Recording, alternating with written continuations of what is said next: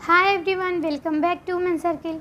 आज मैं बात करने वाली हूँ कि जब डिलीवरी का टाइम नज़दीक आ जाता है तो ऐसे कौन कौन से लक्षण होते हैं जिससे आप अंदाज़ा लगा पाएंगी कि अब आपकी डिलीवरी होने में ज़्यादा टाइम नहीं बचा है, अब आपको हॉस्पिटल जाना है, अब आपको डॉक्टर के पास जाना चाहिए। वैसे तो जब आप प्रेग्नेंट हुई होंगी उस टाइम में जब आप डॉक्टर के पास गई होंगी चेकअप कराने, तो डॉक्टर ने आपको डेट दी होगी, आपका अल्ट्रासाउंड हुआ होगा, उसमें भी आपको डेट मिली होगी।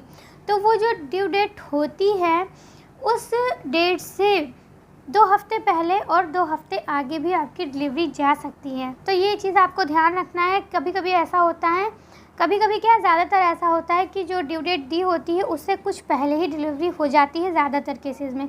तो ऐसे में बहुत सारे लोग नहीं समझ पाते हैं, वो उसी डेट का ध्यान में रखते हैं कि उस डेट में ही डिलीवरी होनी है और उससे पहले कुछ ऐसे सिम्टम्स हैं तो वो नहीं समझ पाते हैं।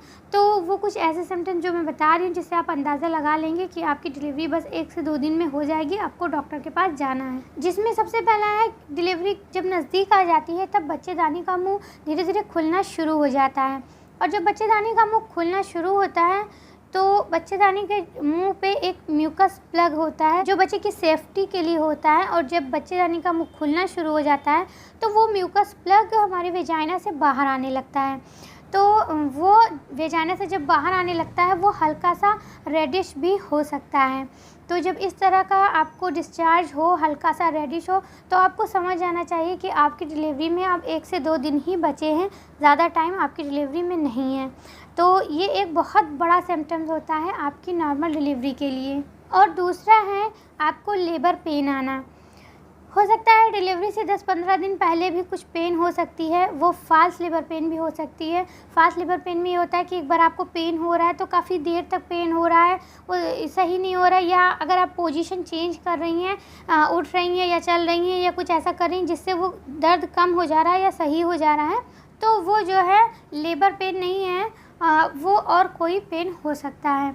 और जो लेबर पेन होता है वो आपकी कमर से शुरू होता है, कमर से लेकर के आपके पेट तक आता है। और जब लेबर पेन होता है तो वो तुरंत ही ऐसा नहीं होता है कि बहुत देर तक रहे। शुरुआत में जब लेबर पेन स्टार्ट होता है कमर से लेकर पेट तक आता है और वो आधे आधे घंटे में या 20-20 मिनट में इस तरह से शुरुआत होगी कि आधे आधे घंटे में आपको पेन आया, 30 सेकंड रहा या 1 मिनट रहा, फिर रुक गया।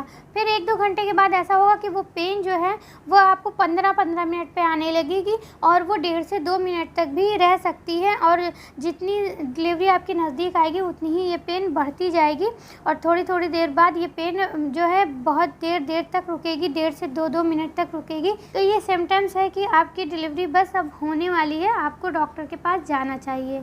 और अगला सिम्टम्स है जो कि हर किसी के साथ नहीं होता है, बहुत कम लोगों के साथ ऐसा होता है कि उनको ना पेन आता है पहले और ना ही उनका डिस्चार्ज शुरू होता है। सबसे पहले उनके साथ ये होता है एकदम ठीक ठाक है, अपने आप से उनका जो पानी की थैली होती है जिसके अंदर बच्चा सेफ़ होता है वो थैली पहले ही फट जाती है। तो अगर आपकी डिलीवरी डेट नज़दीक है और उस बीच में आपको पेन तो नहीं हो रहा है लेकिन आपको अचानक से आपके वेजाइना से लीकेज होने लग रहा है, पानी आपको लग रहा है कि लीक हो रहा है बार बार, तो आपको ऐसे केसेस में आपको तुरंत डॉक्टर के पास जाना है। हो सकता है कि वो थैली पहले ही फट गई हो और वो थैली अगर फट जाती है तो उससे बच्चे को इन्फेक्शन होने का खतरा बहुत ज़्यादा हो जाता है, बच्चा उससे सूख भी जाता है। तो ऐसे में आपको डॉक्टर के पास तुरंत जाना है, बिल्कुल भी रिस्क नहीं लेना है। वैसे ये कंडीशन बहुत ही कम आती है लेकिन अगर कभी आपके साथ ऐसा हो तो आपको बिल्कुल ही सावधान होना है, तुरंत डॉक्टर के पास जाना है। उम्मीद करती हूँ कि ये वीडियो आपको अच्छी लगी होगी। अगर वीडियो पसंद आई हो तो इसको लाइक ज़रूर करें।